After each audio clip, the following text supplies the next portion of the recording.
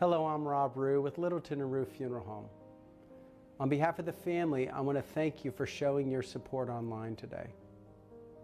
We understand that these are very difficult times, and we want family and friends to witness this celebration of life within their individual comfort zones. This live stream will remain available on our Facebook page and can be freely shared with anyone. Thank you for showing support, and feel free to make comments below to the family. You may also visit littletonandrue.com to leave expressions of sympathy and view the memorial video. Remember, your presence is important, whether it's here at the service or online. Thank you for showing compassion to the family today.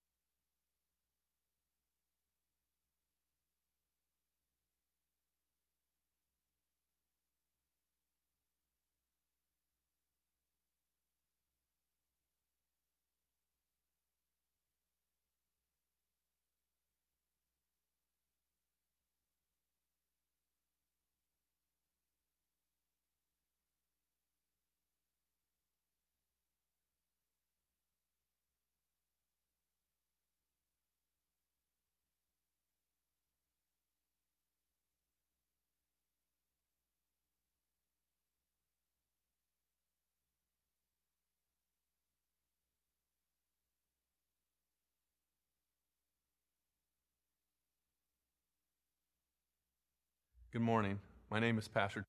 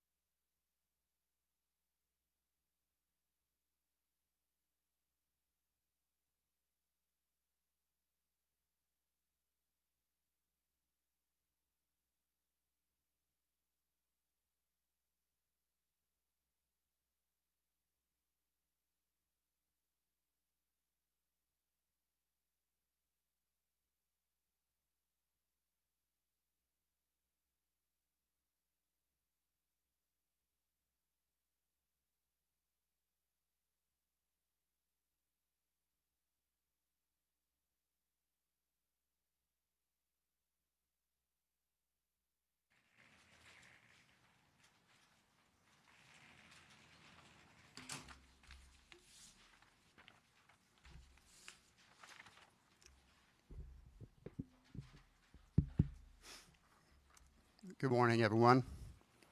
My name is Truman Johnson, and the family has asked me to lead this service and say a couple of special words. As a meeting of order, I would like to have one representative from each family please stand and introduce themselves.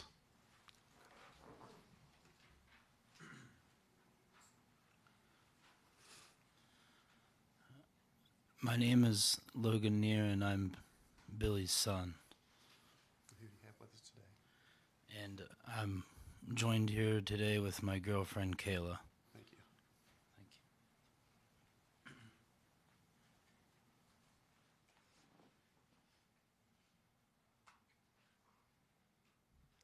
I'm Kale Neer. I'm here with my boyfriend Joshua and my kids Cirrus, Echo, and Ara.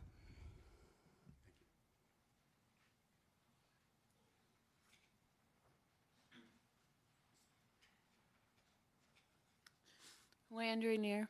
Malachi, say hi. Hi.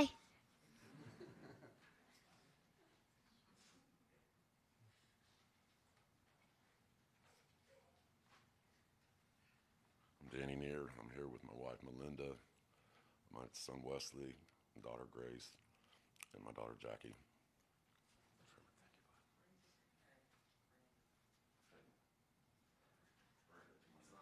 If the rest of you would just, stand and introduce your family. I'm Mom, Ruth Logan. This is my grandson, Levi Logan. Thank you. I'm Jeff Southerly. I'm Billy's brother-in-law, and Jill is my sister. I'm here today with my wife Lori and my daughter Christy. Mr. Ward.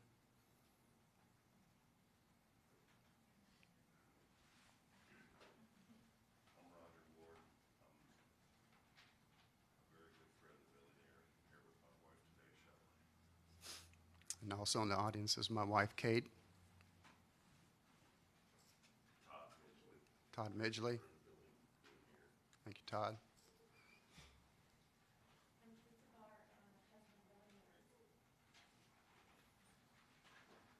Sharon Homer, and I'm a cousin of Billy.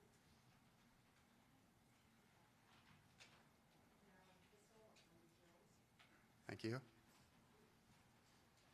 I'm Paul Lake. I'm here with my wife Laura. We're here because we're friends with Billy and Jill. I'm Kay Myers, and I'm Logan Haley Landry's aunt. Welcome. I'm Lana Inskeep, and I'm Logan, Kale, and Landry's mom. Phil Edwards with my wife, Tammy, a longtime friend with Billy, and we used to run around and get in a lot of trouble together. Welcome.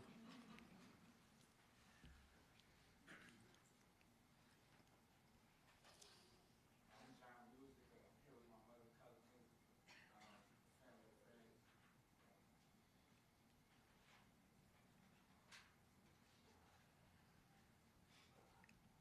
Well, thank you all for coming today.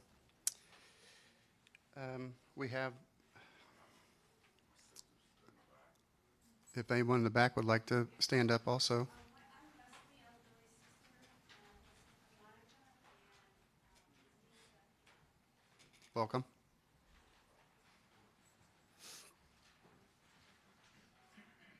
Again, I'm Truman Johnson. I think most of you here know me as TG. It's kind of like William Neer. Everybody knew him as Billy. We grew up that way. Just kind of a little note before we started. I made up this agenda for the service, and I kind of rolled them all up and put that little washer around them just to give you a little taste of what Billy used to do with his profession and fighting those darn O-rings and getting water leaks to stop and all that. So I want to give you a little taste of his world. On the back of the sheet, we have kind of the agenda. We went through the welcome. Now I'd like to start with an opening prayer.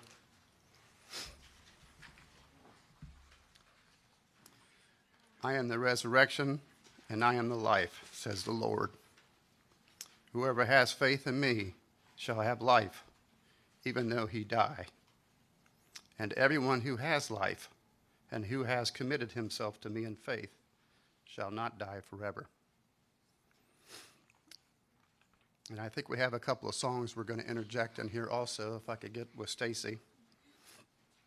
If not, I'm going to go on to the second reading, which is a reading from the Wisdom of Solomon.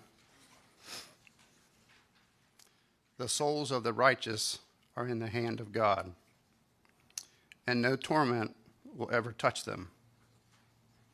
In the eyes of the foolish, they seem to have died, and their departure was thought to be a disaster,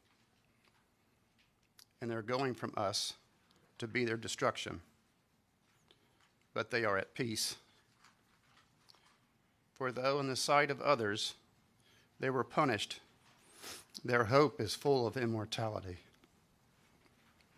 Having been disciplined a little, they will receive great good, because God tested them and found them worthy of himself. Those who trust in him will understand truth, and the faithful will abide with him in love. Because grace and mercy are upon his holy ones, and he watches over his elect.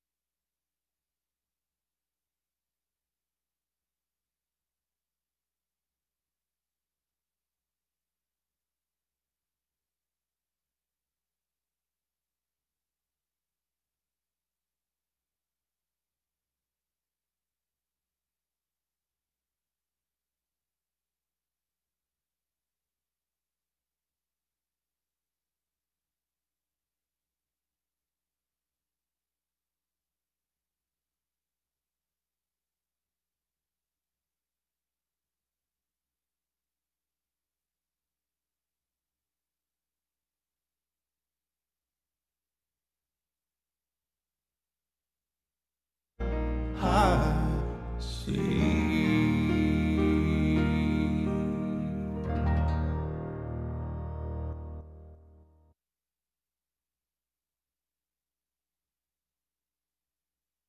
Appreciate a good song.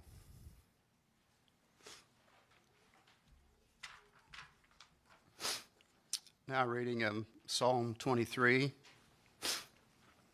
The Lord is my shepherd, I shall not want. He maketh me to lie down in green pastures. He leadeth me beside the still waters. He restoreth my soul. He leadeth me in the paths of the righteousness for his name's sake. Yea, though I walk through the valley of the shadow of death, I will fear no evil, for thou art with me. Thy rod and thy staff, they comfort me. Thou preparest a table before me in the presence of mine enemies. Thou anointest my head with oil, my cup runneth over. Surely goodness and mercy shall follow me all the days of my life, and I will dwell in the house of the Lord forever. Now we have a video from a good friend who we all grew up with, Pastor Pena, who used to be with the River of Life Church in Urbana. He wanted to send a video about his relationship with Billy. Good morning. My name is Pastor Tony Pena, and I've been a family friend of Billy's for over 40 years. I want to send my condolences to all the family members and friends this morning. I know from a personal experience, when we lose a loved one, it can be very hard to deal with. When I learned about Billy's passing, I was deeply saddened by the news. My first thought was, this had to be a mistake. He was way too young to be gone, and he was a year behind me in school, so being in Texas now, I had to call my brother to make sure the news was correct, and sadly it was. I started to think about stories of Billy, and it brought a smile on my face because Billy was always a cool guy, a funny guy, a crazy guy like the rest of us were when we were young, but most importantly, he was always a faithful friend. I thought about all the crazy things we got into when we were in high school and after we got out of school for a couple of years, just being flat out young and wild. Sadly, I won't be able to share most of these stories because I don't know if the statutes of limitation have run out on some of these things we got into back then, and I also want to keep my pastoral credentials in good standing, so I won't share. As I said earlier, we were a bit crazy when we were younger. But we all started to mature as the years went by. All of us started families, having kids, and contributing to life and society as we should. It reminds me of a scripture in 1 Corinthians 13:11 when it says, when I was a child, I spoke as a child, I understood as a child, and I thought as a child.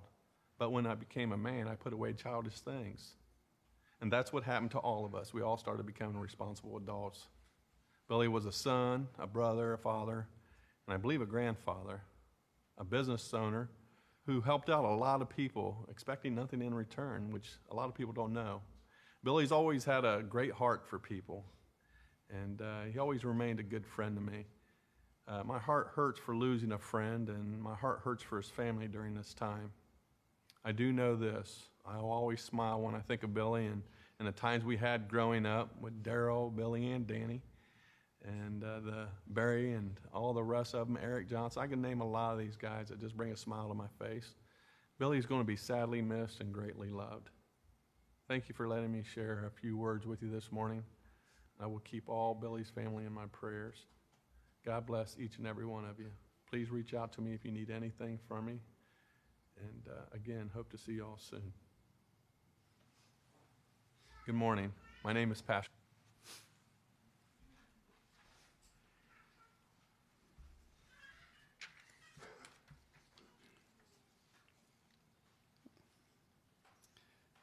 At this time, I think it's appropriate following kind of that personal message from Pastor Pena.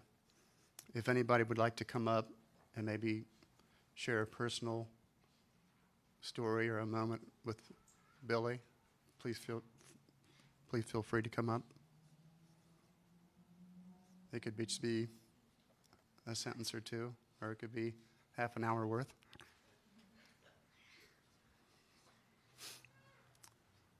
Logan?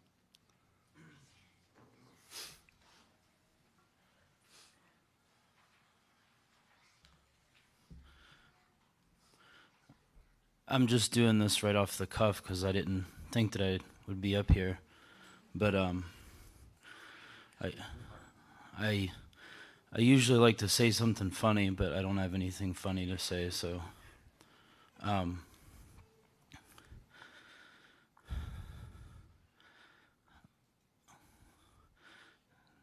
early 2 weeks ago, I was thinking about how I hadn't spent a lot of time with my family recently, so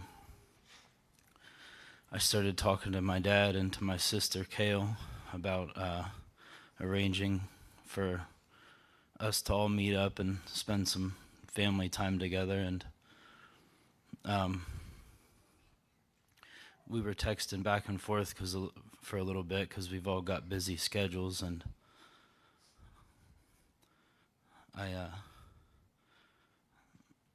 that week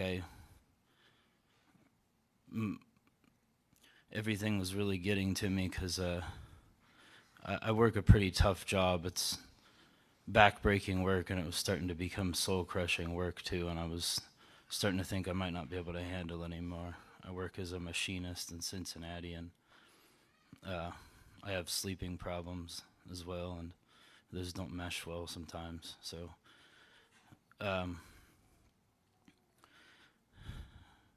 so by the time Sunday came when we were all planning to meet up, I ended up putting my family on the back burner somewhat. I regret doing it, but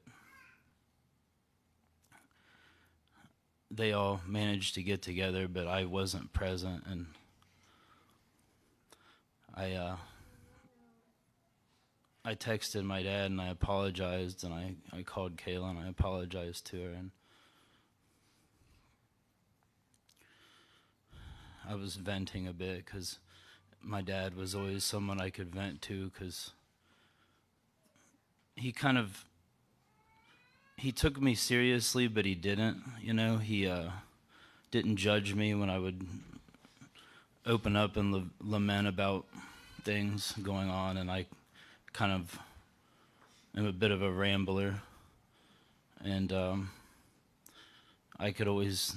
my dad was good for that, I could tell him what was on my mind, and I always knew he would, he didn't always have like the best advice, but he always had good advice, and he just didn't judge me, so I could be more myself with my dad than I could anyone else, I think. And I texted my dad and apologizing for not being there and telling him about how bad I felt, and I remember that all day that Sunday I was beating myself up about it. You remember, Kayla. And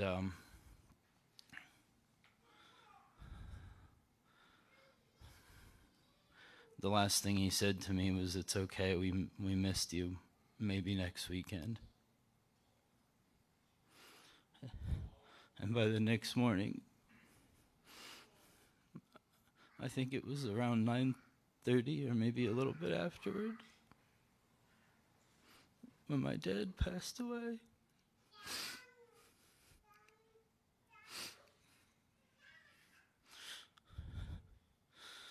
And since I work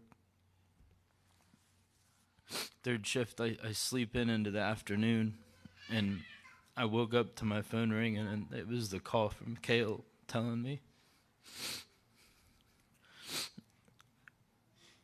And I didn't know it up until that point, but they all got to meet on Sunday, and even though I foolishly put other things in front of my family, I'm just going to be frank here. I know it's hard to do. It's not easy to do in front of all these people.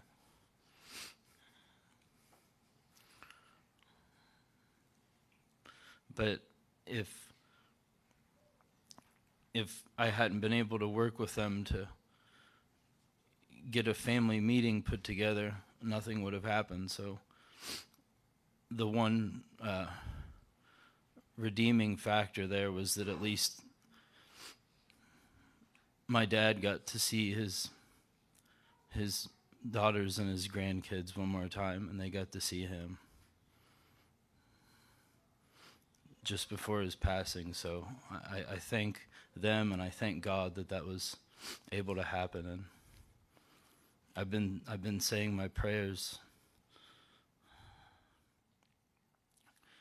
ever since I got that call, and I hope that God has mercy on all of us, and I hope God has mercy on my father and accepts him and looks not on the mistakes we made, but on our good deeds. Make the most of the time you have, people. Thanks a lot.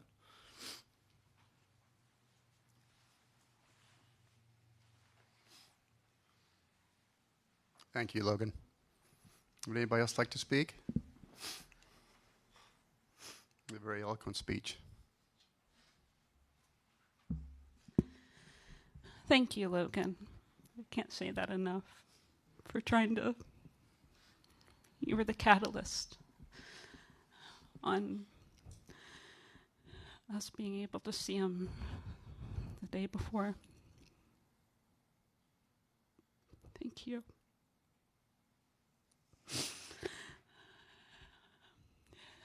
My dad was just, gosh, I just admired of how hardworking he was. I just love seeing that, but at the same time, I felt like he worked too hard at times.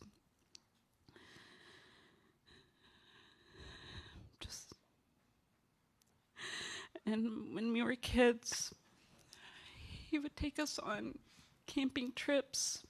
Those were just the best times of my life. Best times. He just always made it so fun. It was just so fun to be around when we'd go out and do things together.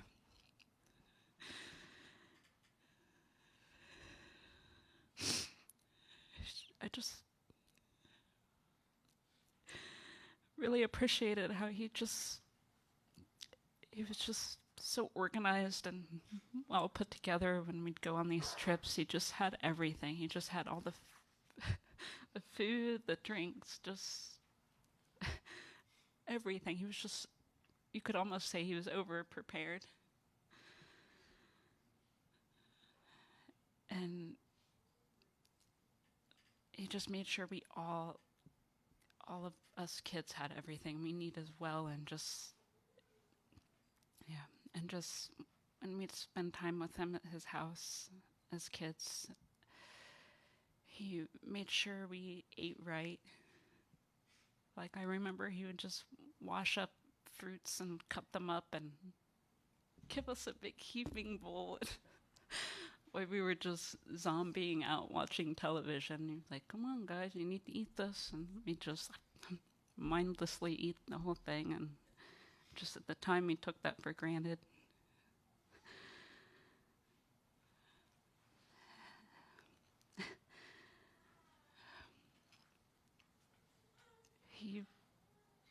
I remember when I was young, he would call me Daddy's girl. I'll forever treasure that.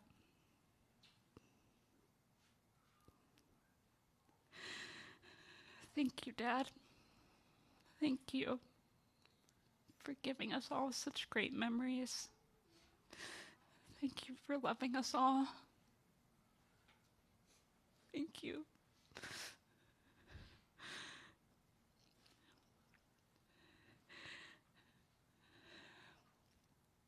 And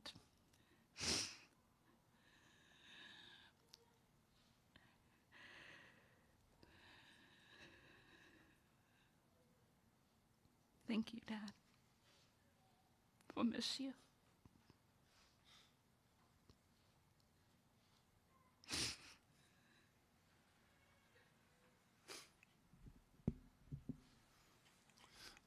Thank you. Anyone else would like to share some thoughts?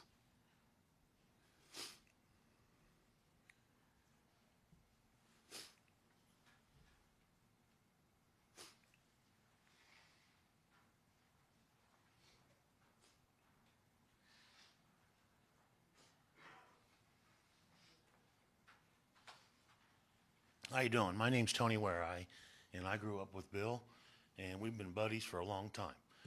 There's a group of us that would always go on certain trips. The snowmobile trip in Grayling, Michigan. Roger would go, Truman would go, I'd go, and of course Bill would go.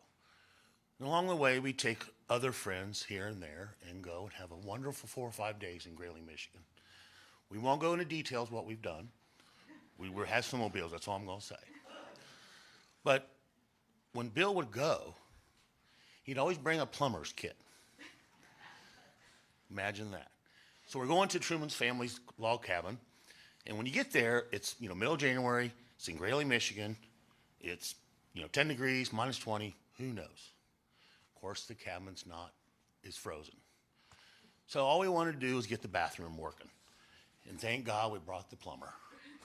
But that was Bill. Everywhere he went, he was there to help somebody. One trip, a buddy of ours, we won't mention his name, but I'm sure you can figure it out. We would always stop at this humongous snowmobile dealership on the way to Grayling to get oil, gas, spark plugs, maybe a new sweatshirt, maybe a new hat. Well, I was in the checkout line getting my things, and I paid for my stuff. One of our buddies behind us got in his checkout line, got his $330-some worth of things, and goes like this: "Billy, I forgot my wallet." And Billy paid for it. And I guarantee you, Billy never got paid back. And I guarantee you, Billy didn't care because of who it was. That's the kind of guy he was. There was a time when Billy and I kind of reconnected as adults when we both became single. And so I was moved back to Urbana from Columbus. So my mom moved in with me because she wasn't doing so well. My mom would make this big spread, I think on Tuesday nights, for all my buddies. Everybody'd show up. And I'll never forget my mother, the first time she really met Bill after high school. And she already knew the other guys, but she goes, "Man, that's just the nicest, politest man I've ever met." And I go, "You sure talking about Bill?" And that's the forecast. That's what he projected out there as a person. He loved you kids, no question. I'd hear all the stories about you. Darn it, this happened, darn it, this happened. But he always had your back, and he always will. And you never can forgive that. Yeah, there's a lot of stories we can tell about Bill, and there were some crazy ones, but they're all the positive ones. The man was straight up. He was good as gold, and you could pick up the phone and call him. And he was the best damn plumber I ever knew.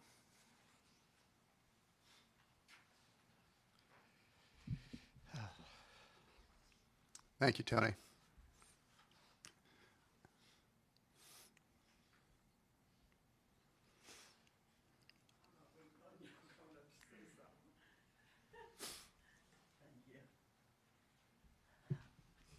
I know Ruth, and I've known her for years, and Billy, I've rented from him for years. I have a mobile home out there at his place, and he was always so helpful, and boy, such a hard worker, always trying to better things, and would volunteer you, because he volunteered Landry. He said, "Do you need somebody to cut your grass? That grass needs to be cut." And I said, "Yes," and he said, "Well, Landry," and I never met her, "Landry, she can cut your grass. I'll get in touch with her and she can cut you." But that's the way Billy was. And when he was real sick, I guess had surgeries about a year or maybe 2 ago, he talked to me, and he was talking to me about how he thanked God, for what he's went through. And there was such a change. The first time I moved out there, and Mrs. Logan owned it, and that was in 1993, so I've been there that long. And Billy's always there to help you in any way. I remember pipes froze up. Well, you should have had them insulated. What in the world was you doing? Y'all know Billy, that's the way he was. But there he was, just to help you in any way he could. And he's such a hard worker. Give anyone a job. I can look at different ones that he's had out there that he's given jobs, to work and to help out. Really sweet guy, really good guy. And when I heard about him passing, I was at a friend's of mine, didn't know. She said, "You know Billy Neer?" And I said, "Yes." And she said, and handed me the paper. And there was his obituary, and I just cried because such a precious, precious guy. So glad to have known him, and bless all of you. God bless you.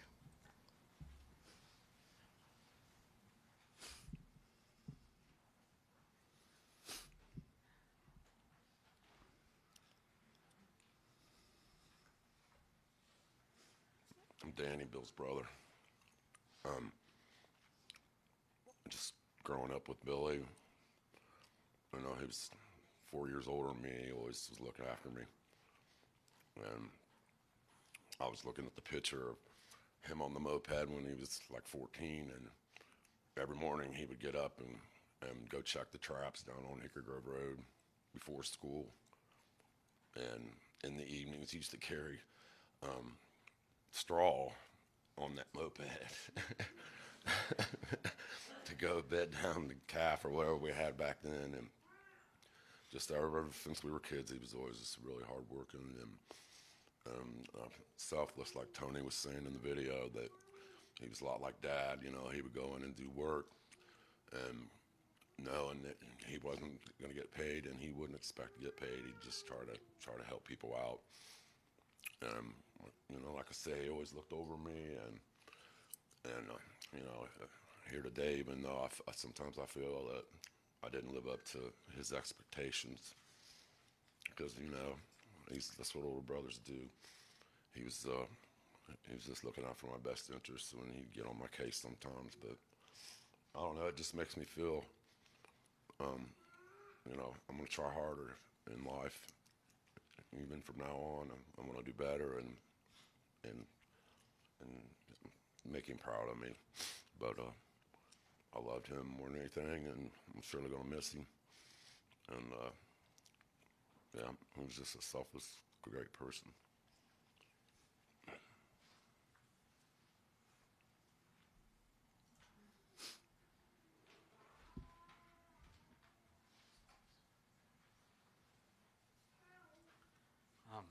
I worked for Billy for 10 years, and he was more than a boss. He was a good friend. And you guys were talking about stories of him. We'd go out and do service calls, and he'd call me and say, "Well, you got to go out and fix a faucet for a lady." And I said, "Well, you got an address?" And he'd say, "Well, no, I didn't write that down. But you remember when we put a water heater in over there? Oh, I think that was Kite Road." I said, "Yeah. Well, it ain't that house." He said, "You go up there, and I think it might be the second or third driveway on the right. That's the house."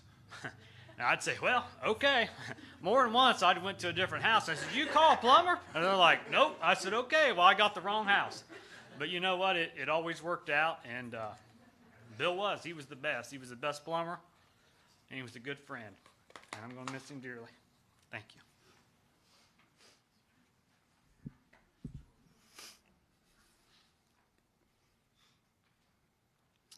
I too have my own story of Bill. And it might be tough for me to get through it because it just happened to me this morning.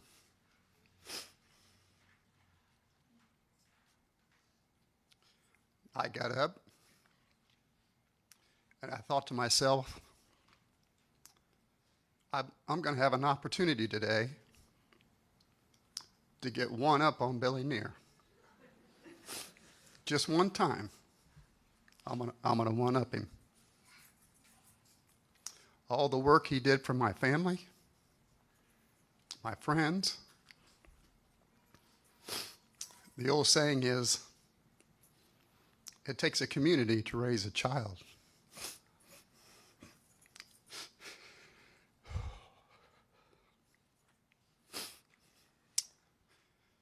Billy Neer was that community.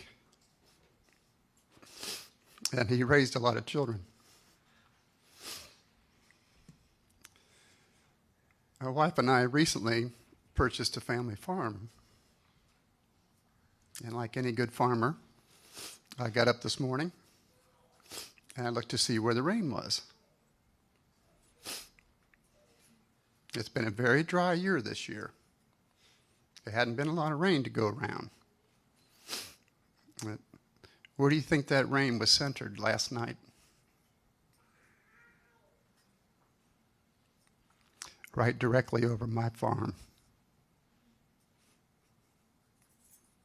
And I said, darn it, he got me again. I can't even one-up him. He's not even here. I can't one-up him. Right directly over my farm. But the kind of person that Bill was,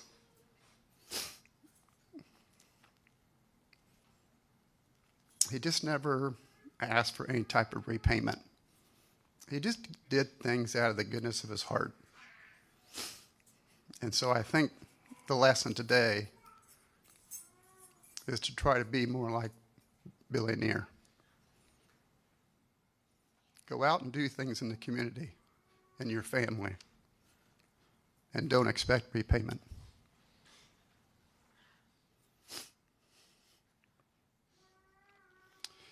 If we could all stand, and please hold hands if you so choose, and say the Lord's Prayer.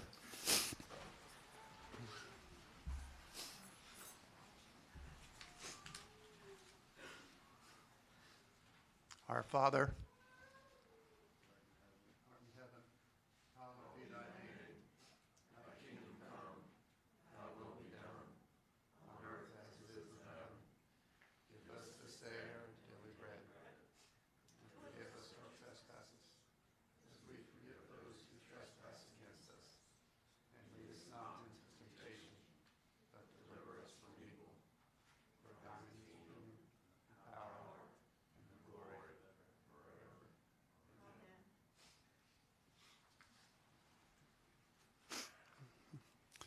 this concludes our ceremony this morning. We appreciate everybody.